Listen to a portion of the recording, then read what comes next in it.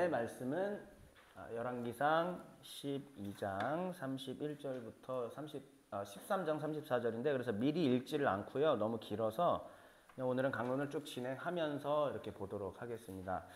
우리 여기 오신 분들이 혹시 뱀이듬 성도님이 혹시 지인분들, 네네. 오늘 하필이면 길고 재미없고 지루한 날 오셨어요. 네, 잘 오셨습니다. 네. 오늘 보시다시피 굉장히 깁니다. 네. 일로 오세요, 김동인 성도. 아유. 아니면 뭐 정진욱 성도 옆에 마음에 안 들어도 뭐. 네.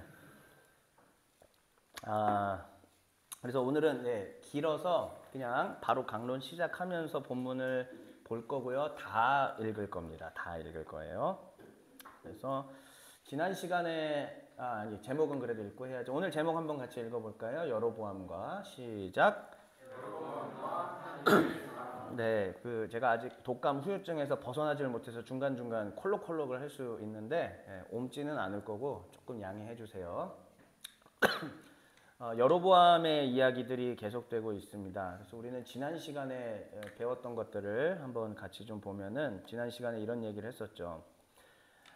솔로몬 축복의 허상을 따라갔다. 우리는 축복의 허상과 실체에 대한 이야기들을 계속하고 있었습니다. 눈에 보이는 것들이 실체가 아니라 오히려 보이지 않았던 하나님과의 언약 관계, 하나님과의 그 친밀한 관계, 주의 말씀을 지키려고 하는 그 태도, 이런 것들이 오히려 축복의 실체였지, 손에 만져졌던 황금과 군사력과 상하보좌와 이런 것들은 오히려 축복의 실체가 아닌 허상이었다라는 얘기를 했습니다. 솔로몬은 그 길들을 결국 따라갔고 여호와의 명령을 어긴 채 따라갔고 그래서 하나님께서는 그에게 외교적인 타격과 또 국내 정세 민심의 타격을 허락하셨습니다. 지난 시간에 배웠죠. 자, 북쪽의 수리아의 르손이 솔로몬을 괴롭혔고, 자, 남쪽에 어디였죠? 하닷이 속해 있는 에돔입니다. 그렇습니다. 남쪽의 에돔. 그래서 금 무역이 막히고 위에 북쪽에 또한 수출 수입로도 막히게 되는, 그래서 국가적으로 외교적으로 힘든 그런 상황이 됐고 민심의 타격이 있었죠. 백성들이 자꾸 계속되는 이 고역과 노역과 이런 공사 가운데 총파업을 일으키게 되었습니다. 총파업을 일으켰던 그 노조위원장이 있었죠. 그의 이름은 그 사람이 바로 여로보암이었습니다. 노조위원장이. 자, 그런데 어쨌든 여로보암은 이러한 상황 가운데 도망을 가게 되었고 애굽에 가게 되었습니다. 바로왕입니다. 바로왕과 솔로몬이 서로 비견될 정도로, 또 그 다음에 출 파라오와 출 솔로몬 얘기했죠. 파라오로부터 나오는 것, 그리고 솔로몬으로부터 나오는 것.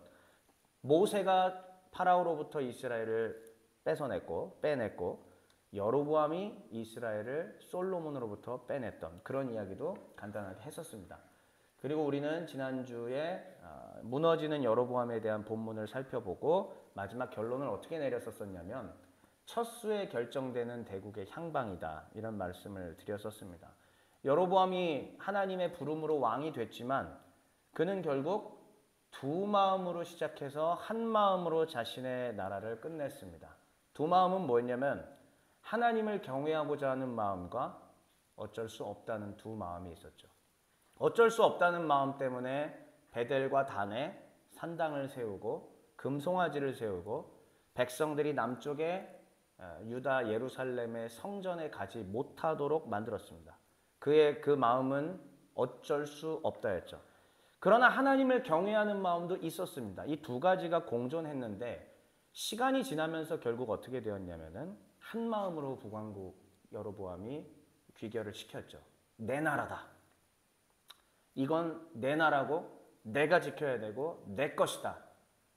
이 마음이 들어오면서부터는 더 이상 하나님의 뜻대로 순종하리라는 마음은 사라지게 되는 것입니다. 우리가 바로 지난 시간에 이 이야기들을 살펴보았고 이제 지난 시간에 살펴본 본문과 오늘 본문이 약간 겹칩니다. 맨 마지막 두 절이 겹치면서 제가 새롭게 오늘 또 길게 13장 34절까지 이야기들을 하게 될 텐데 오늘은 평소와는 달리 본문을 그냥 쭉 살필 거예요. 본문을 쭉 살피겠습니다. 성경에서 구약학자들이 가장 난해하다고 꼽는 본문입니다. 어렵습니다. 갑자기 이상한 얘기가 나와요. 해석하기도 참 난해하고 이해가 안 됩니다. 그런데 이해를 시켜드릴 겁니다. 그 안에 담겨있는 메시지가 분명히 있고 하나님이 그것을 통해서 우리 가운데 오늘 이 시간에 주시고자 하는 바가 있습니다. 오늘 우리는 그것을 한번 주목해서 하나님의 목소리가 무엇인지 한번 들어보도록 하겠습니다. 그래서 오늘 순서는 본문을 살피고, 본문이 굉장히 길어요. 그래서 그 길게 살핀 본문을 정리하겠습니다. 그리고 여로보암과 하나님의 사람, 괄호 열고 있는, 괄호 안에 있는 거 한번 소리내서 읽어보실래요? 시작. 베델을 둘러싼 이야기예요. 이거 사실은 베델이라고 하는 한 지역, 그 지역에서 베델은 도대체 무엇이며 베델의 스토리가 우리 가운데 뭘 말해주는가를 마지막에 정리하도록 하겠습니다. 자, 그러면 오늘은 이제 화면을 계속 보시면서 성경을 쭉 따라오시면 됩니다. 지난주에 봤던 본문 마지막 겹치는 부분이 이제 여기입니다. 자, 이 이야기부터 시작을 합니다. 이 부분은 열왕기 저자의 해설 부분입니다. 열왕기 저자가 여로보암을 해설할 때 어떻게 하느냐. 자, 읽어보겠습니다. 31, 2절 시작.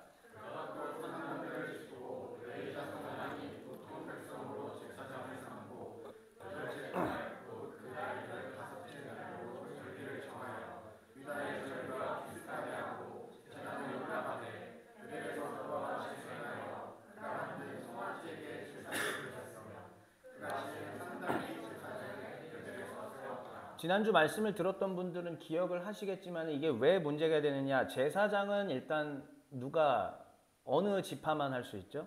예, 레위 중에서도 아론의 후예들만 제사장을 할 수가 있어요. 그런데 여로보암이 마음대로 하나님의 규칙들을 어기고 보통 백성으로 제사장을 삼았어요. 자, 그 다음에 초막절 혹은 장막절 혹은 수장절이라고 불렸던 날은 몇 월 며칠입니까? 7월 15일이에요. 예, 7월 15일인데 자기네 나라만의 이 절기를 전혀 하나님의 말씀에 근거하지 않고 멋대로 만들었습니다. 자, 몇째 달 몇째 날? 8째 날, 15째 날. 그러니까 8월 15일입니다. 8월 15일로 절기를 마음대로 정했습니다. 자, 그 다음에 단과 베델에 산당을 만들었습니다. 그리고 금송아지를 만들었어요. 금송아지 제사도 마음대로 하나님 말씀과 관계없이 했습니다. 그리고 그가 지은 산당이라고, 산당 제사장이라고 하네요. 산당의 제사장들을 별도로 세워서 하나님의 법과는 전혀 무관하게 별도의 제사장을 세워서 그럴싸하게 예배드리는 모습으로 포장해서 하는 모습. 이게 여로보암이 우리가 지난주에 살펴봤던 마지막 본문 장면이었습니다. 저는 오늘 왜 이걸로 시작하는가? 이제 이 열왕기 저자의 해설부터 시작해서 이제 장면들이 펼쳐질 거예요. 진짜 웃기고 재밌는 이상한 이야기들이 지금부터 펼쳐질 텐데 먼저는 이 해설부터 시작이다라는 것을 여러분들한테 상기시키고자 이 얘기를 한 겁니다. 다시요. 여로보암은 어떤 사람? 여호와의 율법을 자기 마음대로 자의적 해석해서 실천했던 사람. 다시요. 자의적 해석하여 실천했던 사람. 이것부터 이야기가 출발합니다. 자, 그러면 이제 오늘 본문 이제 새로운 장면이 펼쳐지게 됩니다. 자, 아주 재밌는 장면. 베델이라고 하는 곳에서 일어나는 거예요. 33절부터 그 다음에 13장 1절 2절 말씀 한번 쭉 읽어보겠습니다. 시작.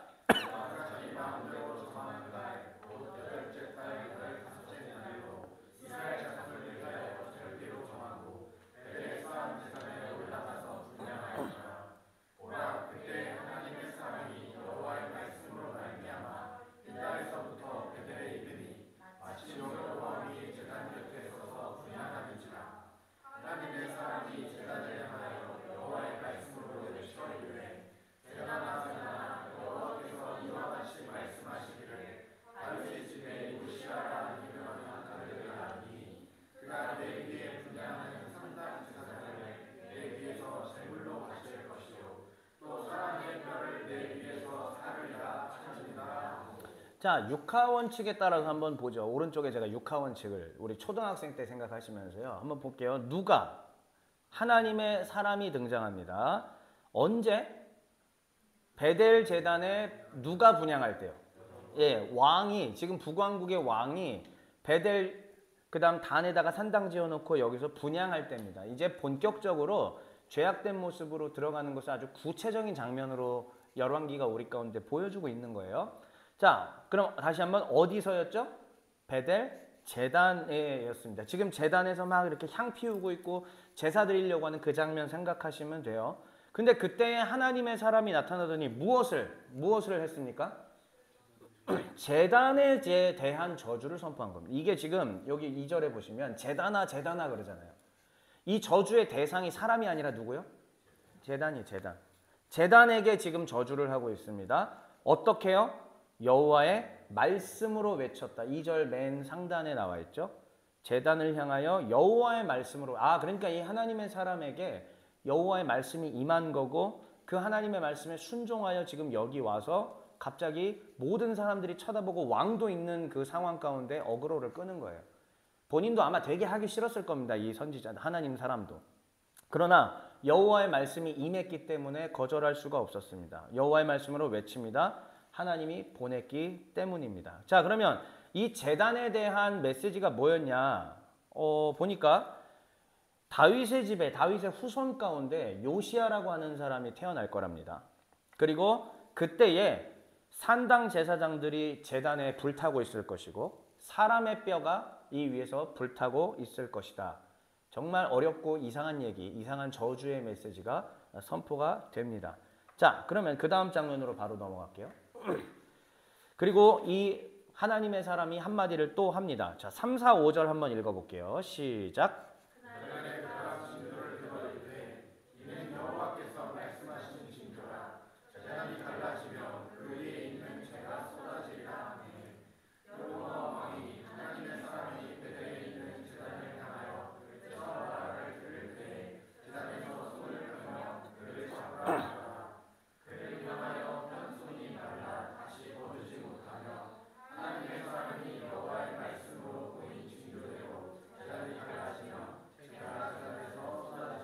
네, 위 아래 내용을 한번 통합해 볼까요? 자, 위 제단에 대한 저주 내용 하나씩 같이 읽어볼게요. 아까 맨 위에 1번에 산당 제사장이 시작. 제단 위에서 산당 제사장이 제물로 바쳐질 거다라는 저주 내용. 그 다음에 두 번째요. 사람의 뼈가 제단 위에서 불탈 것이다. 세 번째요. 방금 전에 우리가 읽었던 제단이 갈라지며 그 위에 있는 재가 쏟아지리라. 그 다음 맨 아래도요.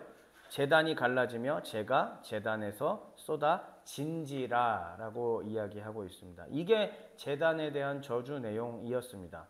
자, 그때에 이 저주 내용과 동시에 여로보암 왕이 성질이 났을까요? 안 났을까요?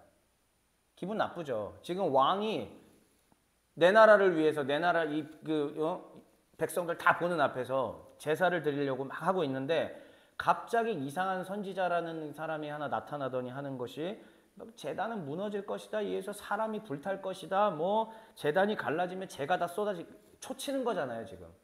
그렇죠? 만약에 이렇게 예를 들어 보시죠. 우리가 지금 여기서 예배를 드리고 있는데 누군가가 와서 박재현 목사는 이제 고꾸라질 것이다. 건물이 무너질 것이다 라고 얘기를 하면 기분이 어때요, 우리가? 당연히 나쁘죠. 반대 입장으로 생각을 했을 때. 그러니까는 여로보암 왕이 기분이 나쁘니까는 손을 딱 내밀면서 저 자식을 잡아 이렇게 얘기를 하는 거죠. 여기 그를 잡으라 라고 했겠지만 솔직히 말하면 그런 내용 아니었겠습니까? 저 자식을 잡아 뭐 이런 거 아니었을까요? 그런데 기적이 일어납니다. 재밌는 일이 일어나죠. 성경은 뭐라고 얘기하느냐? 그를 향하여 폈던 손이 말랐대요. 그러니까 이 모습 이대로 굳어버렸다는 얘기죠. 그리고 이 하나님의 사람이 말한 대로 제단이 갈라지면 재가 제단에서 쏟아져 내렸습니다. 놀라운 일이 벌어졌죠. 자, 그러면 이 중에 벌써 응답된 거는 뭐냐면 3번 제단이 갈라지면 재가 쏟아진 건 응답됐고 근데 아직 1, 2번 사람이 불탄다, 뼈가 불탄다 이거는 아직 응답되지 않았습니다. 잘 들어보세요. 이 1, 2번은 아직 응답되지 않았습니다. 할 얘기가 있을 거예요, 제가. 자, 그럼 그 다음 장면으로 한번 넘어가 볼게요. 이때 왕이 지금 손이 굳은 상태잖아요. 이거 해결해야 돼요. 자, 6, 7절 읽어보겠습니다. 시작.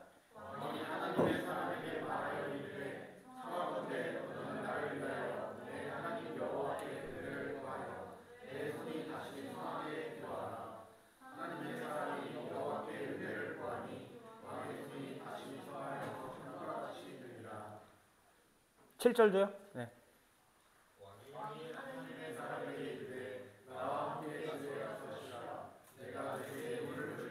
네.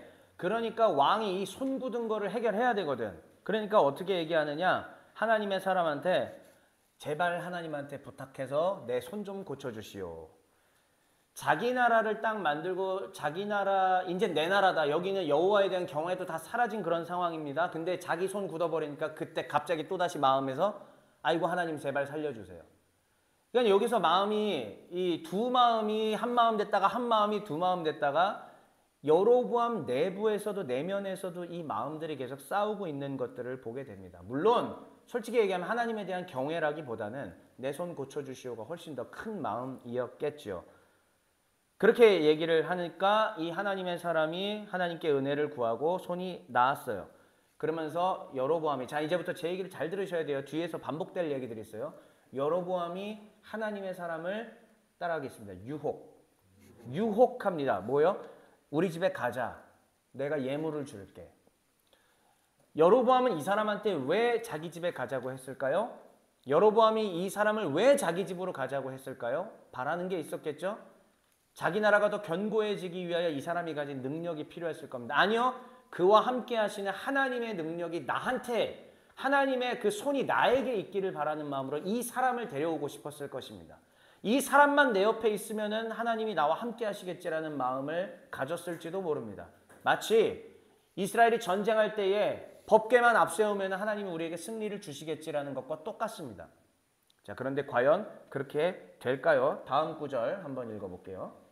8절, 9절, 10절입니다. 시작. 하나님의 사람이 왕께 대답하되 왕께서 왕의 집 절반을 내게 준다 할지라도 나는 왕과 함께 들어가지 아니하고 이곳에서는 먹지 아니하고 물도 마시지 아니하니 이는 여호와의 말씀이 내게 명령하여 이르시기를 떡도 먹지 말며 물도 마시지 말고 어떤 길로 되돌아가지 말라 하셨습니다.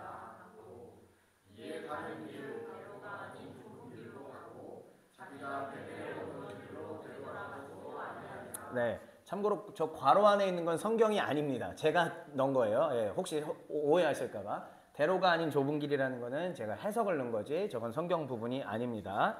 자, 금은보화를 줄게 우리 집에 들렸다 가라. 너만 있으면 내 나라가 강해질 거야. 너만 있으면 여호와 하나님께서 나와 함께 하실 거야 라는 이 여로보암의 바램 속에서 하나님의 사람이 왕 여로보암에게 이야기를 합니다. 절대 그러지 않을 것이요. 어떤 금은보화를 줘도 난 그럴 수 없어. 왜냐하면 여호와의 말씀의 내용이 뭐였느냐? 떡도 먹지 말고 물도 마시지 말고 베델에서 그 일하고 곧바로 빠져라.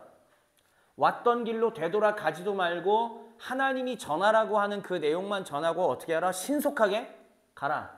이거예요. 이게 이 하나님의 사람이 여호와 하나님께로부터 받은 메시지입니다. 그래서 그 결과 이에 어떻게 했다? 10절에요. 다른 길로 갔대요. 여기서 말하는 다른 길은 자기가 왔다 베델은 사실은 이스라엘의 주요 족장도로 간선도로거든요. 엄청 크고 중요한 도로인데 거기로 안 가고 어떻게 했다? 샛길로 빠져서 갔다는 얘기예요. 그럼 샛길로 왜 빠져갔을까요? 대로로 가다 보면 누가 쫓아오니까. 여로보암의 사람들이 와서 데려가려고 하니까 오십시오. 아이고 선지자님 어서 오십시오. 어서 오십시오. 우리나라로 가서 내 금은보화 다 내드릴 테니까 우리나라를 위해서 일하십시오. 이럴 거 아니에요. 근데 이 이 하나님의 사람은 그곳으로 가지 않고 좁은 길로 그냥 가버렸습니다. 하나님의 사람 괜찮네요. 하나님의 말씀 잘 지키는 것 같네요. 끝까지 그럴지는 이제 오늘 본문을 보면서 계속 확인해 보시죠. 자, 그 다음 이제 장면이 전환돼서 정말 신비로운 얘기가 나옵니다. 성경에서 제일 어려운 본문, 구약에서. 베델의 한 늙은 선지자 이야기가 나옵니다. 늙은 선지자 이야기들을 설교로 들어보신 분들이 혹 계실지 모르겠는데 이거는 도덕적으로도 뭐 교훈적으로도 도저히 뭘 찾을 수가 없어요. 이상합니다. 선지자라는 사람이 거짓말치고 근데 또 선지자라는 사람이 곧바로 하나님의 영에 취해서 올바른 메시지를 또 선포해. 이거 도대체 이해가 될 수 없는 본문입니다. 자, 그런데 이 안에도 제가 분명한 하나님의 뜻이 있다고 말씀드렸죠. 서두에. 여러분 이제 읽으면서 이 요상한 이야기들을 좀 읽으면서 나중에 제가 다 정리해서 설명해 드릴 테니까 일단 한번 읽어보시죠. 먼저 두 번째 장면 11절부터 13절의 내용을 한번 읽어보겠습니다. 새로운 등장인물들입니다. 시작.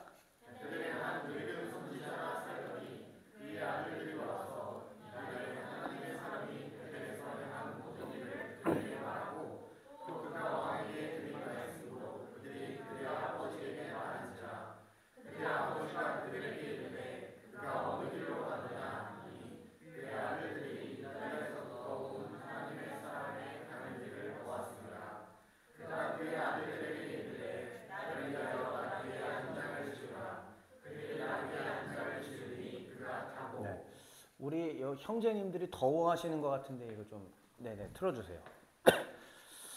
자, 이제 장면이 전환이 되었습니다. 갑자기 베델에 살고 있던 한 늙은 선지자가, 아까는 베델의 제단 앞에서의 스토리였어요. 근데 지금은 그 똑같은 베델입니다. 베델의 어느 한 곳에, 어느 한 집이겠죠? 딱 조명이 이쪽으로 바뀝니다. 그러면서 이 한 집을 비추고 거기에 늙은 선지자가 살고 있는 모습이 등장합니다. 그런데 그 늙은 선지자의 아들들이 와서 이렇게 얘기를 합니다. 아버지, 베델의 제단에 여로보암 왕이 왔었어요. 근데 제단에 분향 드리고 하려고 하는데 갑자기 어떤 하나님의 사람이 왔어요. 그러더니 그가 막 저주를 선포하더라고요. 여로보암 왕이 화가 나가지고 손을 내밀면서 저 자리를 잡아라 이렇게 얘기했는데 손이 굳었고요. 또 와서 기도해 주니까 손이 풀렸고, 또 왕이 가자고 했는데 가지도 않고 이런 요상한 일이 있었어요 라고 얘기하니까 이 베델의 늙은 선지자가 얘기합니다. 그 하나님의 사람이 어느 쪽으로 가더냐. 자, 여로보암도 하나님의 사람을 영입하려고, 레알 마드리드가 지금 손흥민을 영입하려고 한다는 소문이 돌고 있지 않습니까? 그런 것처럼 이 베델의 여로보암 왕도 누구를? 하나님의 사람을 영입하려. 이쪽으로 오세요. 여기, 일로 어서 오세요. 네. 자, 다시요. 여로보암 왕도 하나님의 사람을 영입하려고 하고, 그 다음에 이 베델의 늙은 선지자도 어떻게 한다? 하나님의 사람을 영입하려고 하는 이 장면을 우리는 볼 수 있습니다.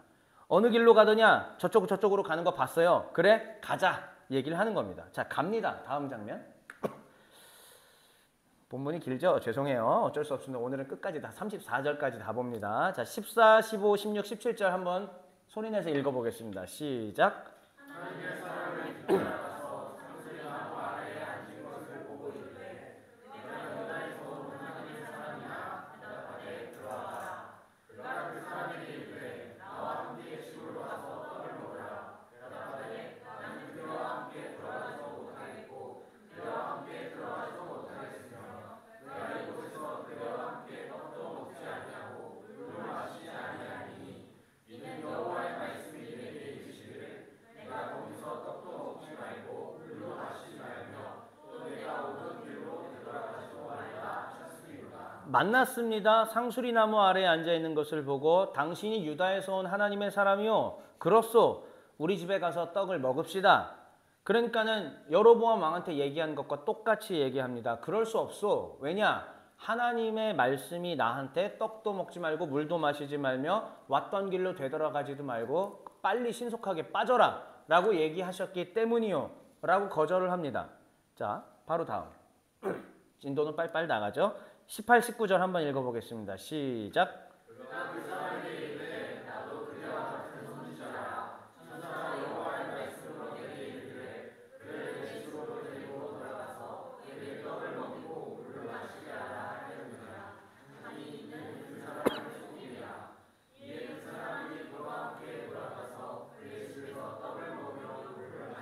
네. 자, 아까까지 주가가 잘 나가던 하나님의 사람입니다. 하나님의 명령, 하나님의 말씀, 떡도 먹지 말고 물도 마시지 말고 왔던 길로 되돌아가지도 말고 너무 잘 지키고 선지자로서 하나님의 일들을 너무 잘하고 있어요. 그런데 이 베델의 늙은 선지자의 교묘한 작전, 이 속임수 가운데 이 사람이 넘어가게 됩니다. 자, 그럼 이 사람이 어떻게 속이느냐? 나도 선지자다. 너 선지자지? 나도 선지자다. 너 기독교인이야? 나도 기독교인이야. 너 집사야? 나도 집사야. 나도 장로야. 나도 교회 다녀. 라고 얘기를 하면서 비성경적인 얘기들을 집어넣어 주는 것과 똑같은 구도라고 보시면 됩니다. 나도 선지자 올시다. 그런데 하나님이 천사를 보내서 나한테 얘기하셨어. 집으로 돌아가서 그러니까 이 하나님의 사람을 데리고 와서 떡과 물을 마시게 하라. 새빨간 거짓말입니다. 그런데 그 거짓말에 속아서 나와 같은 선지자라는 말에 마음이 놓였는지 여호와 하나님의 말보다 이 말을 더 믿어버렸던, 자, 아주 잠깐의 순간 찰나입니다. 그 순간의 찰나 때 이 하나님의 사람의 마음 가운데 무엇이 일어났을까요? 저는 거기서도 또 두 가지가 있었을 거라고 봐요. 여로보암 내부에 있었던 두 마음. 하나님을 경외하려는 마음과 어쩔 수 없다. 왜 어쩔 수 없는가? 아니, 동료 선지자가, 그리고 늙은 선지자잖아요. 지금 여기 있는데 만약에 70대 목사님이 와서 저한테 뭐라고 하면 제가 어떻게 할까요? 아, 예 이러겠죠, 제가. 똑같은 거예요. 나이가 많은 분이 오셔가지고 그렇게 얘기하는데 어쩔 수 없다. 또 하나, 배가 고파. 성경에 그런 얘기는 없겠지만 일단 배가 고팠을 것 같아요. 그 대단한 일을 치렀잖아요. 얼마나 왕 앞에서 긴장했을 거 아니에요. 떡도 먹지 말고 물도 마시지 말라. 상당히 시간이 지체됐을 겁니다. 배가 엄청 고팠을 거예요. 하나님을 경외하는 마음과 어쩔 수 없는 두 마음이 싸웠을 거고 이 하나님의 사람은 결국 두 마음 가운데 집니다. 예, 처음에 하나님의 명령으로 시작했던 이 사람이 두 마음으로 분열이 되었고 마침내 범죄를 저지르게 되는 이 모습을 우리는 발견할 수 있습니다. 다음이에요. 자, 20절부터 23절까지 한번 읽어보겠습니다. 이제 놀라운 일이 벌어집니다. 시작.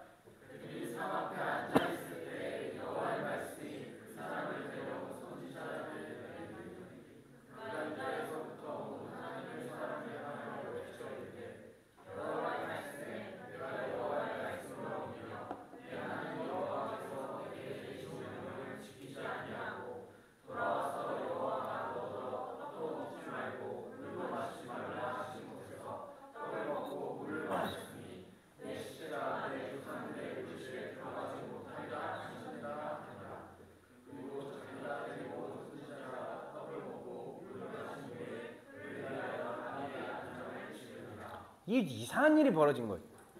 베델의 늙은 선지자는 지금까지 이미지가 뭐예요? 사기꾼, 거짓말쟁이, 어쩌면 나쁜 놈. 그리고 또 하나 생각해 볼까요? 이 사람이 지금 어디에 살고 있었죠? 베델이죠? 베델의 선지자로 살고 있었다. 아마도 베델의 여로보암 왕이 지어놓은 그 산당과 관계가 있는 사람이 아니었을까요? 어쩌면 거짓 선지자에 해당하는 사람이 아니었을까요? 정당성이 없는 북왕국에 속해서 베델에서 거기서 나는 재물들, 거기서 얻어지는 수입, 이걸 가지고 먹고 살았던 사람은 아니었을까요? 자, 베델의 이 거짓 선지자로 보이는 이 사람에게 갑자기 진짜 여호와 하나님의 메시지가 임해요. 이런 일이 있을 수 있을까요? 그래서 구약 성경은 우리한테 완전한 참 선지자와 완전한 거짓 선지자를 뚜렷하게 나눠주지를 않습니다. 어떤 사람은 순간적으로 뭐가 될 수도 있어요? 참 선지자가 될 수도 있고 어떤 사람은 순간적으로 거짓 선지자가 될 수 있어요. 결국 그 마음에 뭐가 들었느냐에 따라 그 마음에 여호와 하나님의 법을 얼마나 소중히 여기고 존중히 여기고 최우선의 가치로 여기느냐, 그때 그 상황에서에 따라 참 선지자가 될 수도 있고 거짓 선지자가 될 수도 있다는 것을 우리 가운데 말해줍니다. 자, 이때 이 베델의 늙은 선지자에게 하나님의 말씀이 임하였고 이 유다로부터 왔던 하나님의 사람에게 선포합니다. 자, 저 보세요. 제가 글씨 배치를 했죠. 여호와의 말씀에 하나님이 말씀하십니다. 네가 뭘 어겼다? 여호와의 말씀을 어겼다. 그리고 뭐를 지키지 않았다? 네, 여호와께서 내게 명령을 내리신 것을 지키지 않았다라고 단호하게 선언하십니다. 그 이전까지 제단에서 말랐던 손을 펴었던, 사람들이 다 보는 앞에서 멋있게 하나님의 말씀을 선포했던, 외쳤던, 상관하지 않는다는 거예요, 하나님은. 중요한 것은 네가 내 종으로 하라는 것을 끝까지 수행을 하였느냐, 이걸 지금 말씀하시는 것입니다. 하나님의 말씀은 간단했죠. 떡도 먹지 말고 물도 마시지 말고 왔던 길로 되돌아가지 말고 빨리 빠져라. 그 일을 하고 빨리 빠져라. 이거 하나밖에 없었어요. 그럼 끝까지 수행했어야 돼요. 근데 가는 길에 여로보암에게 붙잡힐 뻔했고 그 다음에 이번에는 결국 누구에게 붙잡혔어요? 베델의 늙은 선지자에게 붙잡혔죠. 붙잡혀서 결국은 두 마음이 형성이 되기 시작하고 이 두 마음이 형성됐기 때문에 하나님의 말씀을 어기게 되는. 하나님은 그것을 몇십 프로 지켰다, 몇 프로 지켰다 이거 아니에요. 그냥 안 지키면 1%라도 안 지키면 어떻게 해요? 아닌 거예요. 그게 죄입니다. 내가 이전까지 10개 중에서 9개 잘했는데요. 아니요. 이 하나 때문에 그냥 죄인 거예요. 이게 성경이 우리 가운데 가르쳐주고 있는 원리입니다. 자, 이것을 선포하고 그냥 자기가 데리고 온 선지자가 떡을 먹고 물을 마신 후에 그를 위하여 나귀의 안장을 지우니라. 이제 무슨 일이 벌어지는지 보세요. 다음입니다. 자, 24절부터 27절 읽어보겠습니다. 시작.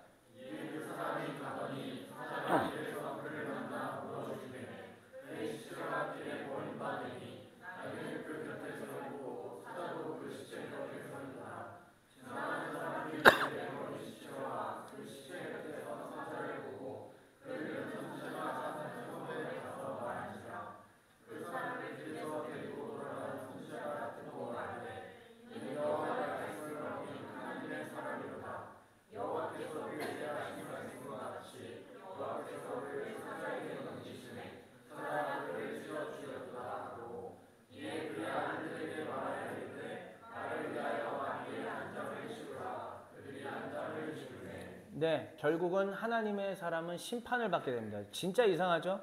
앞서 정말 멋있게 하나님의 말씀을 선포했던 기적을 일으켰던 사람인데 심판받습니다. 사자에게 물어 죽임을 당했다.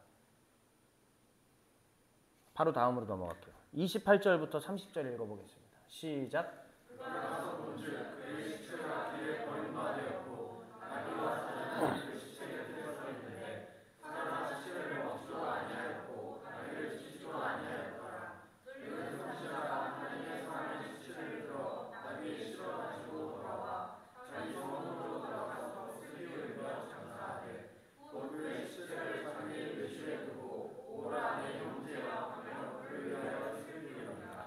그 하나님의 사람이 시체를 수습합니다. 베델의 늙은 선지자가. 그래놓고 참 이상해요. 그 시체를 자기 묘실에 두고 오호라 내 형제하며 또 슬퍼한답니다. 이게 무슨 이야기예요 대체.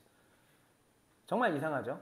물론 정말 이상한 이야기는 사사기에도 있고 성경의 곳곳에 진짜 이상한 이야기들이 있기는 합니다. 근데 이 부분도 진짜 이해 안 되고 난해한 그런 부분 중에 하나입니다. 자, 그런데 이제 제가 마지막에 다 정리할 때 나와요. 이제 보세요. 자, 이제 거의 다 왔습니다. 31절, 32절 읽어보겠습니다. 시작.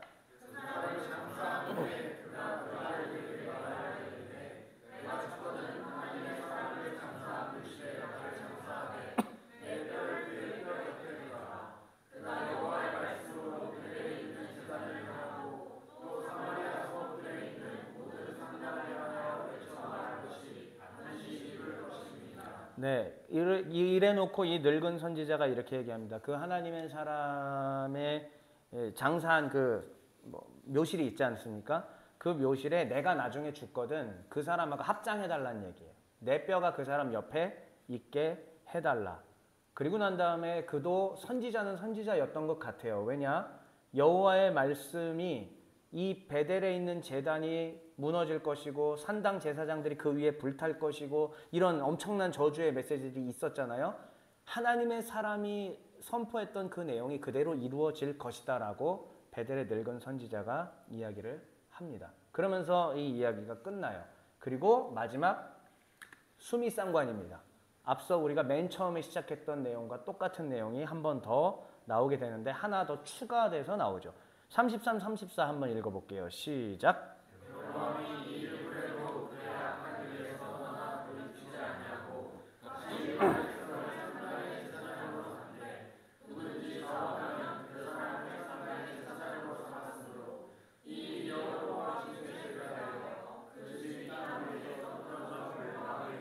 열왕기는 제가 말씀드렸다시피 언제 기록된 거라고요? 이미 남북 이스라엘이 서로 망한 뒤에 나라가 이미 망한 뒤에 기록된 책이에요.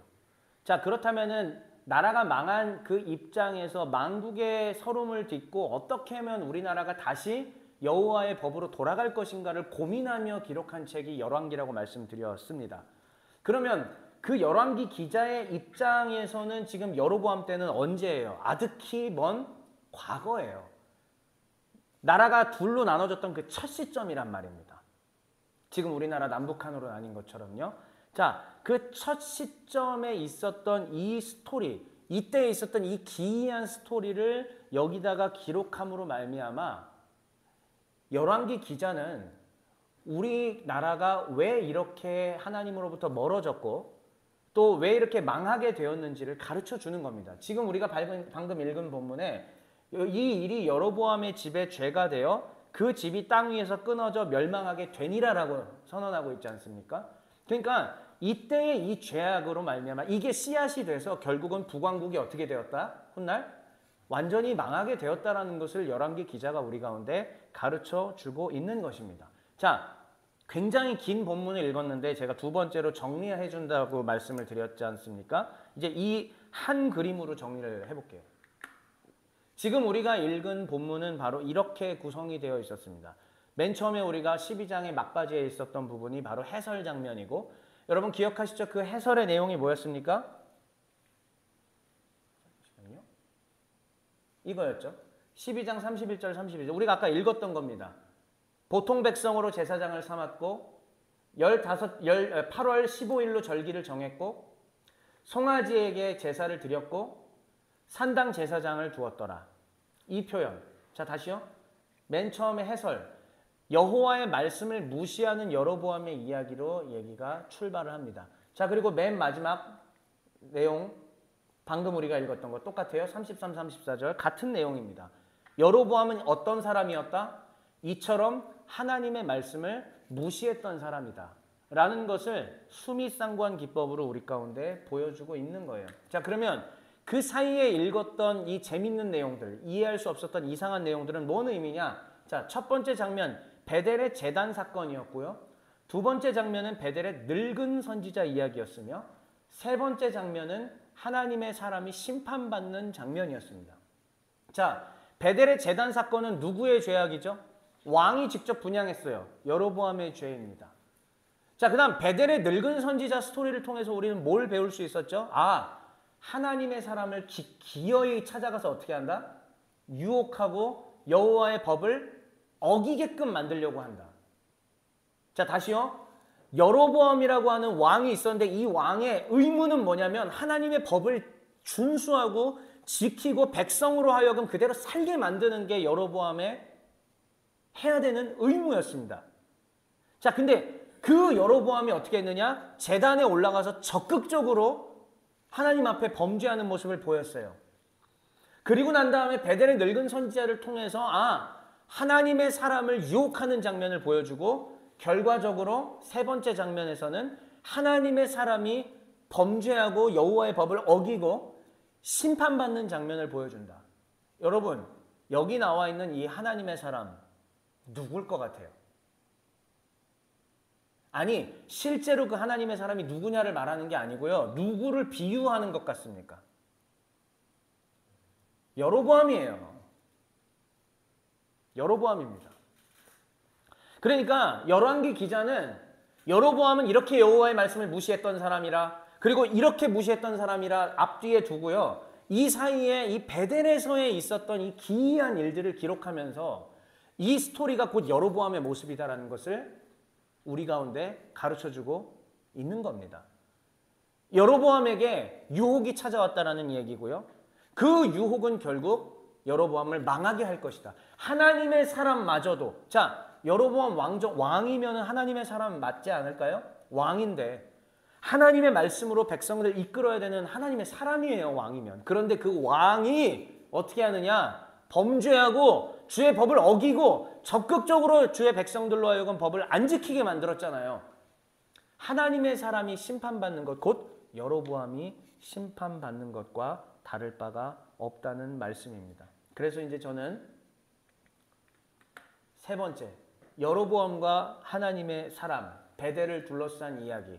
이제 마지막으로 한번 정리해 볼게요. 자, 보시죠. 베델의 제단 이야기, 이거를 왜 여기다가 집어넣었느냐? 왜 열왕기 기자는, 그리고 하나님은 왜 여기다 이 이야기를 두시고 우리 가운데 이것을 말씀하시느냐? 자, 괄호 안에 있는 거 한번 읽어주시죠. 여로보암의 시작. 중요합니다. 한 번 더 읽어주세요. 시작.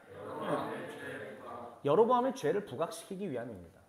하나님은 다윗에게 명령하셨고요. 솔로몬에게 명령하셨고 여로보암에게 명령하셨습니다. 그 내용을 간단하게 요약하면은 뭐예요? 같이 읽어볼게요. 여호와의 시작. 여호와의 말씀을 지키라. 그러면 약속도 하셨습니다. 그 약속은 뭘 주시겠다? 견고한 나라를 주시겠다. 이게 주의 명령과 약속이었습니다. 여로보암까지도 이 내용을 받았죠. 열왕기는 반복적으로 이 내용을 우리 가운데 가르쳐주고 있습니다. 그러나 여로보암은 여호와의 말씀을 어겼고 산당을 지었고 금송아지를 만들었고 절기마저도 임의대로 자기가 바꾸는 범죄를 저질렀습니다. 결국은 여로보암의 이 이야기들 사이에 있는 베델의 늙은 선지자라든지 하나님의 사람, 이 스토리는 여로보암의 죄를 더욱더 부각시켜주는 겁니다. 베델이라고 하는 곳, 여로보암이 세운 곳이잖아요. 근데 원래 베델은 어떤 곳이에요? 하나님의 집이라고 불린 곳 아닙니까?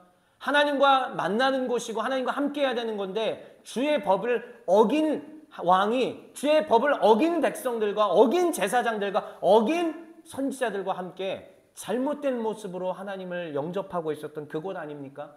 여로보암이 바로 이와 같이 베델을 만든 장본인이고 그래서 하나님의 사람으로서의 역할을 제대로 하지 못하게 되었다. 그의 죄를 부각시키는 것입니다. 두 번째로 베델의 제단 이야기가 왜 여기에 있어서 도대체 우리 가운데 뭘 가르쳐주고 있는가? 이 내용은 조금 어려운 내용인데요. 여러분 자 보세요. 열왕기는 다시 언제 기록됐다고요? 나라가 이미 망한 이후입니다. 그래서 그 전의 역사를 반추해 보는 거예요. 과거 우리의 선조들의 역사를 돌아보는 겁니다. 여로보암 때 그러면 이 하나님의 사람이 제단에 대해서 선포했던 저주, 그 다음에 늙은 선지자가 얘기했던 내 뼈를 하나님의 사람의 그 뼈 옆에다가 놔달라는 그 부탁, 그리고 하나님의 말씀대로 베델에서 있었던 이 모든 것들 다 무너질 것이다라는 늙은 선지자의 마지막 목소리까지 여러분 어떻게 되었을까요? 혹시 기억하십니까? 베델에 이 하나님의 선지자가 하나님의 사람이 베델에 와서 제단 앞에 왔을 때 다윗의 후손 가운데 누가 태어날 것이다. 아까 맨 처음에 나왔던 얘기예요. 기억하세요? 요시야가 따라하겠습니다. 요시야가 태어날 거다라고 얘기했어요. 요시야가 태어날 것이고 그때에 이 제단이 다 엉망진창이 될 것이다. 베델의 제단은 무너질 것이다 라고 예언이 있었습니다. 자, 그리고 실제로 이스라엘 역사 가운데 유다에 누가 태어났을까요? 요시야가 태어납니다. 열왕기 지금 숫자가 하나 빠졌네요. 23장입니다. 3장이 아니라 23장. 거의 마지막 이야기예요. 여러분 15절, 16절 말씀 한번 무슨 일이 일어나는지, 요시야 때 무슨 일이 일어나는지 읽어보시죠. 시작.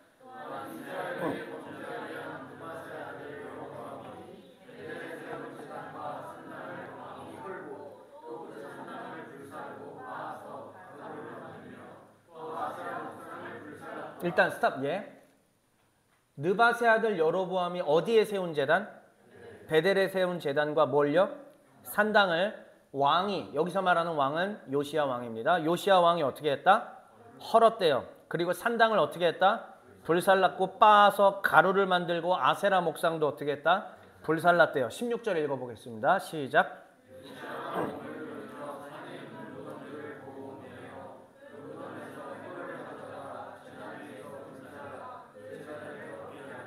사람의 뼈죠. 해골이면. 그렇죠? 해골이면 사람의 뼈 맞습니까? 사람의 뼈가 제단 위에서 뭐 되고 있다? 불살라졌습니다. 사람의 뼈를 태웠다. 그럼 부정한 거거든요. 율법에 따라. 그런데 그 제단이 더럽혀지고 있는 모습. 수백 년 전에 여로보암 때의 베델 제단에 대한 이 예언의 말씀이 성취되고 있다는 것입니다. 그거를 뭐라고 설명하고 있느냐? 볼드체로 된 이 일을 다시 한번 읽어볼게요. 이 일을 시작.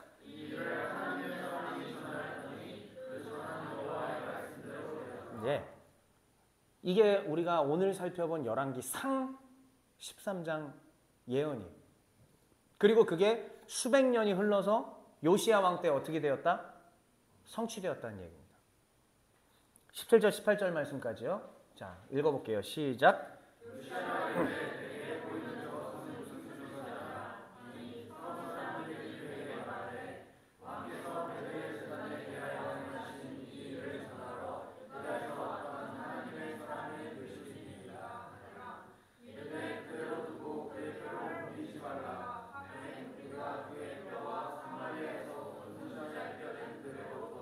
자, 요시야가 딱 보는데 저건 무슨 비석이냐라고 얘기를 해요. 근데 그 비석이 뭐냐면은 기억하시지요?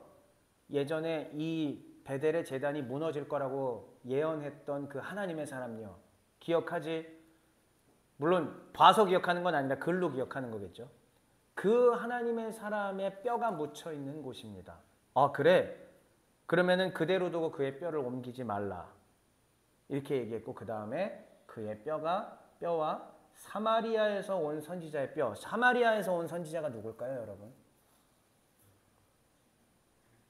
이게 바로 베델의 늙은 선지자입니다. 아까 어떻게 했어요? 합장했다고 제가 얘기했죠. 뼈를 합장했습니다. 근데 이 사마리아에서 온 선지자의 뼈는 그대로 두었더라. 그게 지금 합장된 대로 그대로 지금 있게 되었다라는 얘기예요.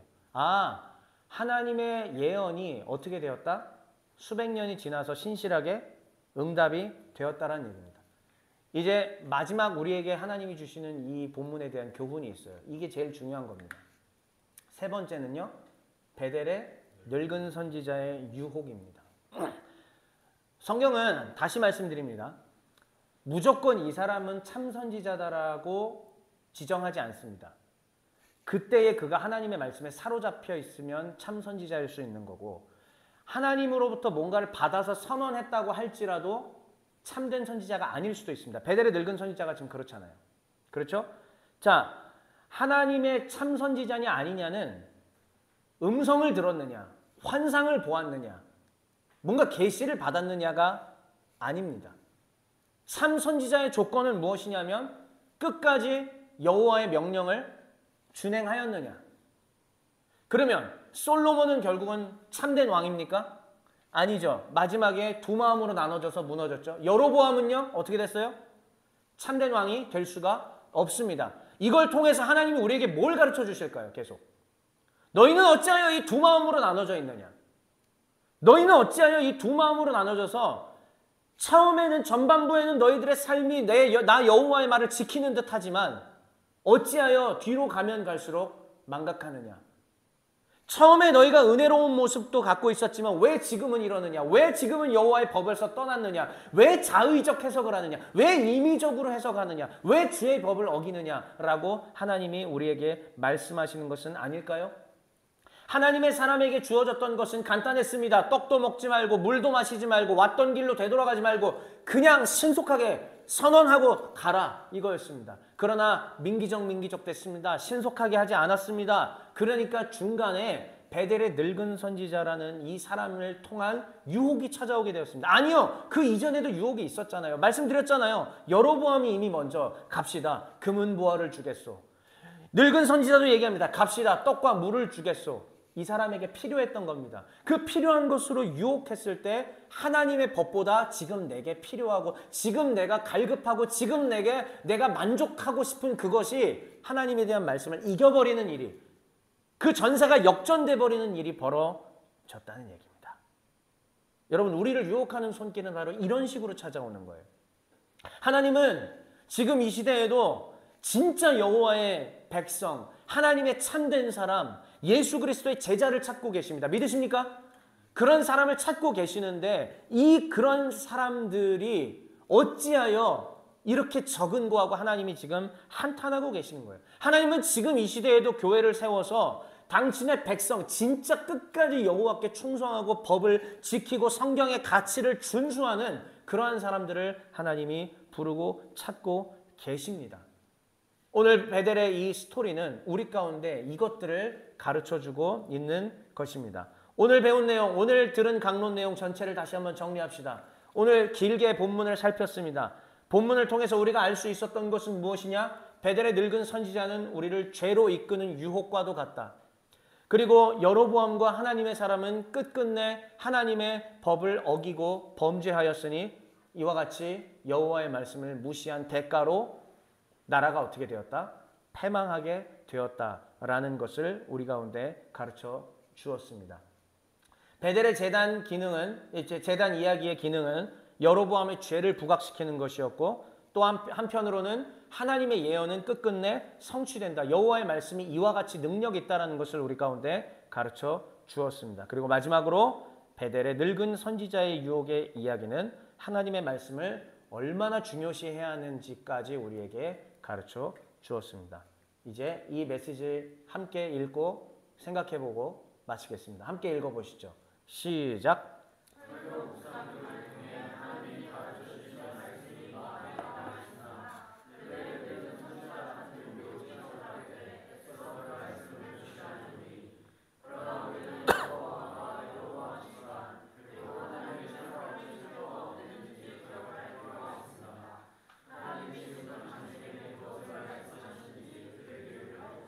네. 늙은 선지자의 유혹은 반드시 우리가 필요로 하는 것을 통해서 찾아옵니다. 내가 갈급하고 부족한 것이 있잖아요. 그 내가 부족한 부분을 건드리죠. 채워주겠다. 내가 채워주겠다. 그러면서 요구 조건이 반드시 붙습니다. 그것은 뭐냐면 여호와의 법을 어겨라. 여로보암이 하나님의 사람에게, 늙은 선지자가 하나님의 사람에게 요구했던 것은 공통점이 있었죠. 떡을 먹어라. 물을 마셔라. 가자. 금은보화를 주겠다. 이 하나님의 사람에게 필요한 것을 다 준다는 것이었습니다. 예수 그리스도께서 시험 받으실 때, 광야의 시험 받으실 때에 어떤 시험을 받으셨죠? 뛰어내려라. 받쳐줄게. 넌 스타가 될 거야. 너 지금 배고프지? 다 채워줄 거야. 돌을 떡덩이로 만들 수 있잖아. 해봐. 나에게 절해봐. 천하만국의 모든 권세를 다 줄게. 여러분, 흑암의 권세는 우리를 늘 이런 식으로 유혹하고 찾아옵니다. 그러나 우리는 꼭 기억해야 될 것이 있으니 여로보암과 그리고 여로보암의 집안과 베델의 제단 그리고 하나님의 사람의 최후가 어땠는지 기억해야 합니다. 지금 이 시간에 하나님이 우리 가운데 요구하신 게 바로 거기에 있습니다. 기억하라. 이 스토리를 기억하라. 내가 이미 오래전에 담아놓은 이 스토리를 너희가 기억한다면 너희가 나아가야 될 방향을 반드시 찾을 수 있으리라. 하나님이 지금 우리에게 무엇을